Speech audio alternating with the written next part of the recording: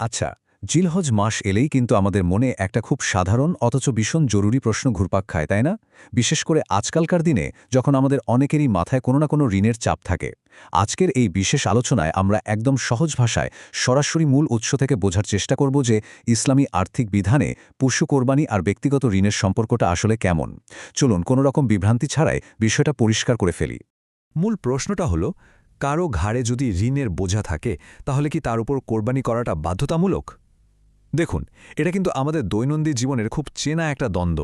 একদিকে আমাদের মনের ভেতরে থাকে ধর্মীয় ভক্তি আর ত্যাগের ইচ্ছা, আর ঠিক উল্টো দিকে থাকে ব্যাংক লোন, ইএমআই বা সংসারের নিত্যদিনের খরচের চোখ রাঙানি। এই দুয়ের মাঝে কিভাবে একটা ব্যালেন্স বা ভারসাম্য রাখতে হবে, ইসলামী শরীয়তে কিন্তু এর খুব চমৎকার আর যৌক্তিক সমাধান দেওয়া আছে। চলুন শুরু করা যাক আমাদের প্রথম পর্ব দিয়ে, ঋণ এবং কোরবানির টানাপোড়েন। আজকের দিনে আর্থিক চাপের যে বাস্তবতা, সেটা আমরা সবাই খুব ভালো করেই বুঝি।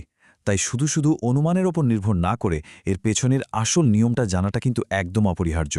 এখানে সবচেয়ে বড় আর সবচেয়ে জরুরি পয়েন্টটা হলো অগ্রাধিকার। ইসলাম কিন্তু সব সময় জরুরি আর্থিক দেনা বা ঋণ শোধ করাটাকে একটা ঐচ্ছিক বা নফল ইবাদতের চেয়ে বেশি গুরুত্ব দেয়। ধরুন, আপনার কাছে কোরবানি দেওয়ার মতো নির্দিষ্ট পরিমাণ সম্পদ নেই, উল্টো আপনি ঋণে জর্জরিত। এমন অবস্থায় ঋণমুক্ত হওয়াটাই হলো আপনার প্রথম এবং প্রধান কাজ। মানে, কোরবানি দিতে গিয়ে কেউ যেন আরও ঋণের জালে আটকে না পড়েন। ইসলাম কিন্তু সেদিকে ভীষণ কড়া নজর রেখেছে। ব্যাপারটা কিন্তু খুব লজিক্যাল, তাই না? এবার আসা যাক আমাদের দ্বিতীয় পর্বে, নেসাবের মানদণ্ড বোঝা। তো ঋণের হিসাব নিকাশে যাওয়ার আগে আমাদের তো সেই মূল বেসলাইন বা মানদণ্ডটা বুঝতে হবে, যেটা আসলে ঠিক করে দেয় যে কোরবানি দেওয়াটা বাধ্যতামূলক নাকি নয়।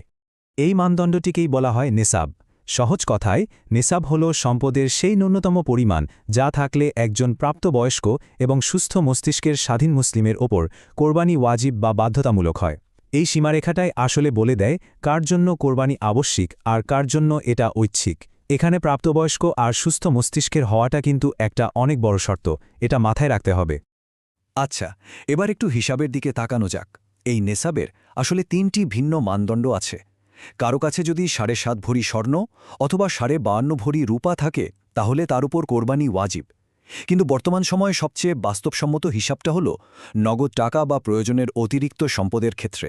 আপনার কাছে থাকা নগদ অর্থ বা সম্পদের মূল্য যদি 52.৫ ভরি রূপার বর্তমান বাজার মূল্যের সমান হয়, যেটা কিনা সাধারণত ৫০,০০০ থেকে ৪ লাখ টাকার মতো হয়ে থাকে, তাহলেই কিন্তু আপনি নেসাবের মালিক। আর হ্যাঁ, এখানে আরেকটা ভীষণ ইন্টারেস্টিং ব্যাপার আছে। এই যে নেসাবের কথা বললাম, এই পরিমাণ সম্পদ কিন্তু আপনার কাছে সারা বছর থাকার কোনোই দরকার নেই। এই সময়কালটা ভীষণ নির্দিষ্ট। জিলহজ মাসের ১০ তারিখ সুবেহে সাদিক মানে ভোর থেকে শুরু করে ১২ তারিখ সূর্যাস্তের আগ পর্যন্ত কেবল এই ৩ দিনের যে কোনো এক সময় যদি আপনি নেসাবের মালিক হন, ব্যাস আপনার ওপর কোরবানি বাধ্যতামূলক হয়ে যাবে। এরপর আমরা যাচ্ছি আমাদের তৃতীয় পর্বে, ঋণ বনাম সম্পদের হিসাব নিকাশ। চলুন দেখি আমাদের এই ব্যক্তিগত ঋণের ব্যাপারটা নেসাবের মানদণ্ডের সাথে ঠিক কিভাবে কাজ করে। এটাই কিন্তু পুরো আলোচনার সবচেয়ে ভাইটাল বা গুরুত্বপূর্ণ ক্যালকুলেশন। হিসাবটা একেবারেই সোজা। আপনি শুধু আপনার মোট সম্পদ থেকে আপনার মোট ঋণ আর সারা বছরের জরুরি পারিবারিক খরচগুলো মাইনাস করে দিন। এবার দেখুন বিয়োগফলটা কি নেসাব পরিমাণের চেয়ে বেশি আছে। যদি থাকে তবে কোরবানি ওয়াজিব, আর বিয়োগ করার পর যদি দেখেন সম্পদ নেসাবের চেয়ে নিচে নেমে গেছে, তাহলে কোরবানি বাধ্যতামূলক নয়। খুব সিম্পল একটা সমীকরণ, যে কেউ চাইলেই চট করে নিজের হিসাবটা মিলিয়ে নিতে পারেন। আমাদের ৪ নম্বর পর্ব হল ব্যাংক লোন এবং ধার করা অর্থ। আমরা তো নিয়মগুলো জানলাম, এবার সময় এসেছে এগুলোকে আমাদের আধুনিক দৈনন্দিন জীবনে মিলিয়ে দেখার। এই যেমন ধরুন ব্যাংক লোন বা ব্যবসার দেনা, এগুলো থাকলে আসলে কি করতে হবে? দেখুন, আমাদের জীবনে অনেক জটিল পরিস্থিতি আসে, কিন্তু এর উত্তরগুলো বেশ সহজ। যেমন ধরুন দীর্ঘমেয়াদী ব্যাংক লোনের কথা। নিয়ম হলো আপনার বর্তমান কিস্তি বা ঋণের যে অংশটুকু এখন দেওয়ার কথা, সেটা মোট সম্পদ থেকে বাদ দিতে হবে। বাদ দেওয়ার পরও যদি নেসাব পরিমাণ টাকা হাতে থাকে, তাহলে কোরবানি দিতে হবে। ব্যবসার বড় ঋণের ক্ষেত্রেও একই নিয়ম। আর হ্যাঁ, আরেকটা বড় বিভ্রান্তি হলো ধার করে কোরবানি দেয়া নিয়ে।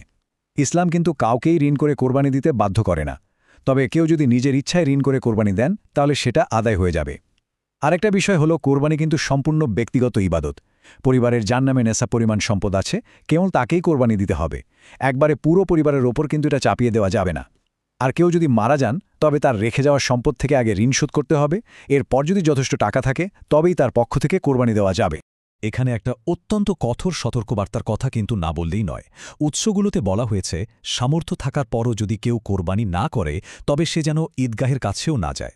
এর মানে হলো একবার যদি প্রমাণ হয়ে যায় যে আপনার নেসাব পরিমাণ সম্পদ আছে, তখন কিন্তু এই দায়িত্ব এড়িয়ে যাওয়ার আর কোনোই সুযোগ নেই। ব্যাপারটা আসলেই বেশ গুরুত্বপূর্ণ। এবার আমাদের শেষ পর্ব ৫ নম্বর, জাকাত বনাম কোরবানির নিয়ম। আমাদের মধ্যে অনেকেই আছেন যারা জাকাতের নিয়মের সাথে কোরবানির নিয়মটাকে একটু গুলিয়ে ফেলেন। এই দুটো আর্থিক এবাদতের মধ্যে পার্থক্যটা পরিষ্কার হওয়াটা কিন্তু ভীষণ জরুরি। এই ছোট্ট তুলনাটা দেখলেই বুঝতে পারবেন, জাকাত আর কোরবানির নেসাবের পরিমাণ একই, ওই যে 52.5 ভরি রূপা। কিন্তু সময়ের শর্তটা একদম আলাদা। জাকাতের ক্ষেত্রে আপনার ওই সম্পদ পুরো 1 বছর আপনার কাছে থাকতে হয়, কিন্তু কোরবানির বেলায় 1 বছর তো দূরের কথা, ওই জিলহজ মাসের নির্দিষ্ট 3টি দিন আপনার কাছে সম্পদ থাকলেই কোরবানি ওয়াজিব হয়ে যায়। পার্থক্যটা কি এবার ধরতে পেরেছেন? এতক্ষণ তো আমরা অনেক হিসাব নিকাশ আর আর্থিক নিয়মকানুন দেখলাম, কিন্তু এর আসল উদ্দেশ্যটা কি?